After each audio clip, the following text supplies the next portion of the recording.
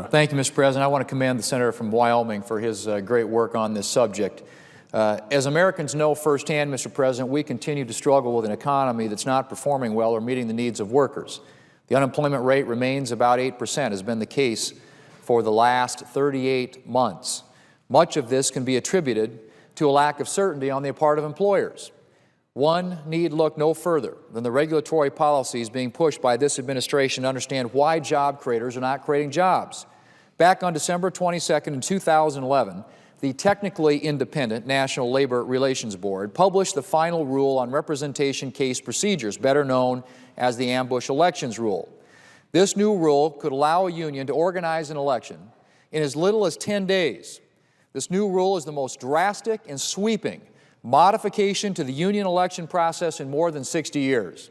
According to the National Labor Relations Board, the median time in which an election is held is 38 days, and 92% of all elections occur within 56 days.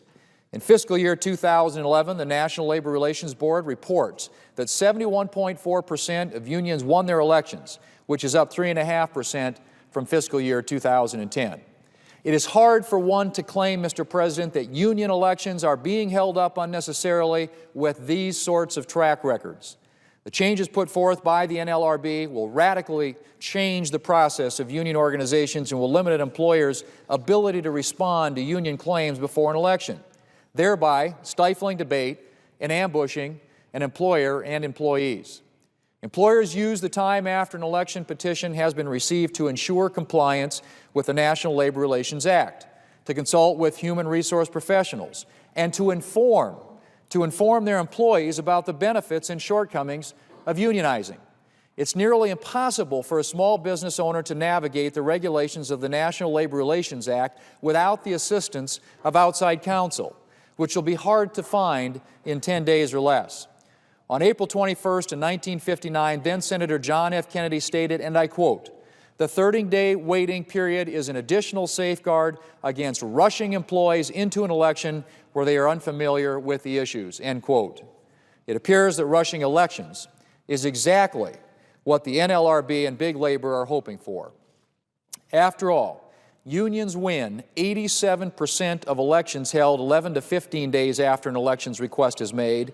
The rate falls to 58% when the vote takes place after 36 to 40 days. Now, on a decision as important as whether or not to form a union, workers should have the opportunity, Mr. President, to hear from both sides, free from any pressure one way or the other, an opportunity that the NLRB's recent decision would take away.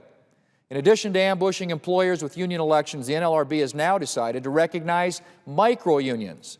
The NLRB ruled that so long as a union's petitioned for unit consists of an identifiable group of employees, the NLRB will presume it is appropriate. Now, what does this mean for America's small businesses? Well, this means that at your local grocery store, there could be a cashier's union, a produce union, a baker's union, and the list goes on and on. Micro-unions coupled with ambush elections can cause one small business to deal with several bargaining units in the workplace and little time to no time to raise concerns against such actions. The Supreme Court, Mr. President, has expressly stated, and I quote, "An employer's free speech rights to communicate his views to employees is firmly established and cannot be infringed by a union or the NLRB," end quote. The recent actions of the NLRB have all but silenced any freedom of speech once enjoyed by employers. For the state of South Dakota, increased unionization will mean higher costs for the healthcare industry, driving up health costs for hospitals and consumers. It would also mean higher costs for hotels, tourism, small businesses, and other service industries.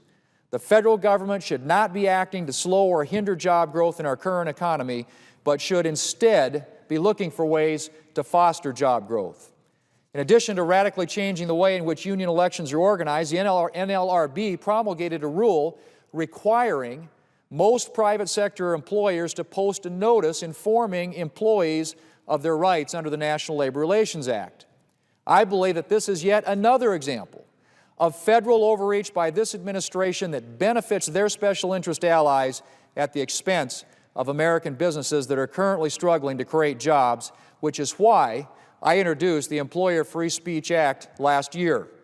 If enacted, this legislation would prohibit the NLRB from requiring employers to post a notice about how to establish a union. I'm happy to report that on April 17th in 2012, the D.C. Circuit Court of Appeals agreed with me and has stopped the NLRB from enforcing this unnecessary and burdensome rule. This administration is making a habit of using regulatory policies to strengthen unions and harm the economy. In these difficult times, the last thing government should be doing is putting roadblocks in front of American businesses as they attempt to do their part to turn our economy around and to create jobs. In the 74 years of the NLRB's existence prior to 2009, the board had promulgated just one substantive rule. It is time that the NLRB return to its main function, which is to act as a quasi-judicial agency. These actions by the NLRB further push our government down a dangerous path, one in which decisions no longer lie in the hands of those elected by the people, but by unaccountable bureaucrats sitting in Washington, disconnected from people.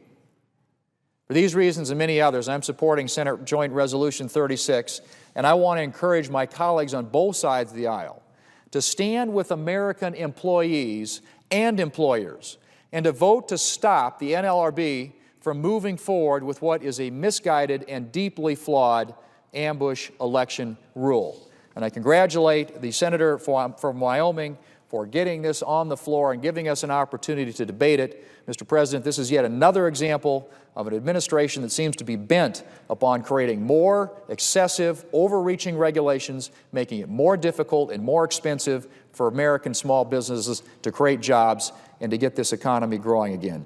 Mr. President, I hope my colleagues will join me in voting to stop this from happening, and I yield the floor.